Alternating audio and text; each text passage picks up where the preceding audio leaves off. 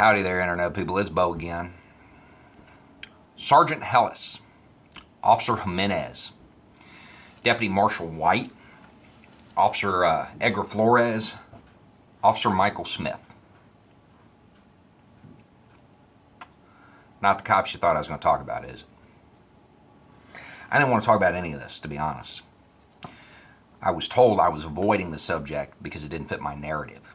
No, it fits my narrative just fine. It makes me angry. It's the reason I didn't want to talk about it. You don't know the names of those cops, more than likely. All cops killed in the last 60 days or so by gunfire. Some of them real heroes. Hellis showed up at the scene of an active shooting. And unlike Parkland, he found his courage and he entered. He paid for it with his life. Jimenez, he showed up at a hospital. A domestic disturbance going on. A guy killed his ex-fiancée. He entered, paid for it with his life. So why don't you know their names? But you know Corporal Singh's. Because nobody can stand on their graves, their corpses, to make a political point. That's why. That's why you don't know who they are, but you know him. And that's reflected in the headlines. Illegal immigrant kills police officer. I mean, come on. We knew he was an illegal before they were even certain of his name. And they put it out there real quick. Seems like somebody in that department's got some political ambitions, wants to insert themselves in the national narrative. And that is one way to say it. You could say illegal immigrant kills police officer. Another way to say it is that an immigrant laid down his life confronting a gang member. Corporal Singh was from Fiji. Whole thing reminds me a lot of that Molly Tibbetts thing. There's that photo of that girl, plastered everywhere. Look at this pretty girl, killed by an illegal. You know what her family's done since then? They took in an immigrant. Because they know you don't hold an entire demographic accountable for the actions of one person. They're not racists. They know you don't hold an entire group of people accountable for the actions of one person, which is what, that's the entire basis of Build the Wall. We got to be safe. We want to be safe, and we're going to use that. Okay, well then, are we going to build a wall around all the cops? Because of all the unarmed people killed? No, don't want to do that because that doesn't fit your narrative, right? Well, Bo, you know, Singh, he came here legally. That other guy was an illegal. Yeah, you don't get to use that argument anymore. The second you applauded a bunch of men, women, and kids getting tear gassed while trying to seek asylum, because under our laws, they should be inside the United States being treated as U.S. nationals until their hearing.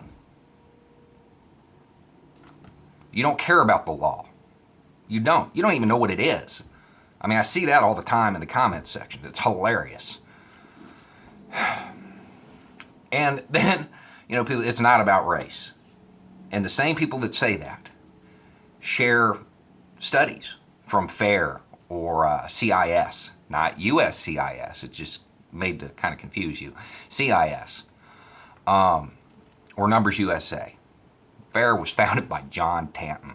In today's political climate, it's messed up. I don't know if I'm dealing with a white nationalist, a nativist, or somebody who's just looking for something that fits their narrative when I see this. Let me tell you something about John Tanton. John Tanton, the guy who founded FAIR and was instrumental in the other two organizations, he said that his concern was maintaining a white European majority, and a clear one. He said the white people need to breed more, otherwise we'll be outpaced by Hispanics. I am certain that the organizations that he's involved with, I'm sure that their studies are completely accurate. Positive. There's no way in the world that those places would be biased. If you look, most of their studies have been debunked. And it is about race. It's about brown people. I mean, let's be honest. Let's really be honest with ourselves. If you saw Corporal Singh in plain clothes walking down the street, you'd tell him to go back where he came from. You're not outraged about a cop getting killed. You didn't know the names of the other ones. And just so you know, Smith, he's been killed since Singh got killed. But you don't know who he is because you can't stand on his corpse.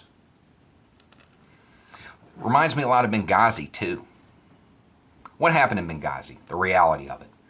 Some warriors couldn't control their client. It happens, believe me. They got caught in an insurmountable situation. They couldn't get air support, and they got left twisted in the wind. That's what went down. When you're a part of that community, you understand it can happen. You don't like it, but you understand it. And when it happens to somebody else in that community, it hurts. But the reality is, we're not going to risk war with Libya over a few guys. It's numbers at that point. I'm not saying it's right. I'm saying that's the reality of it. People got mad about that, understandably. And they talked about it for years under Obama. But when a very, very similar situation happened in Western Africa, nobody cared. Green Berets get caught, insurmountable, couldn't get U.S. air. Some French guys showed up to help. Even when the ball got dropped, notifying the families, nobody cared because it didn't fit the narrative. Those corpses, well, they don't matter as much because I can't stand on them to make my political point. Yeah, I didn't want to talk about this. Here's a New Year's resolution for you. Stop standing on the graves, the corpses, the flag-covered coffins of people far more honorable than you to make a political point they might not agree with. Anyway, it's just a thought. Y'all have a good night. Happy New Year.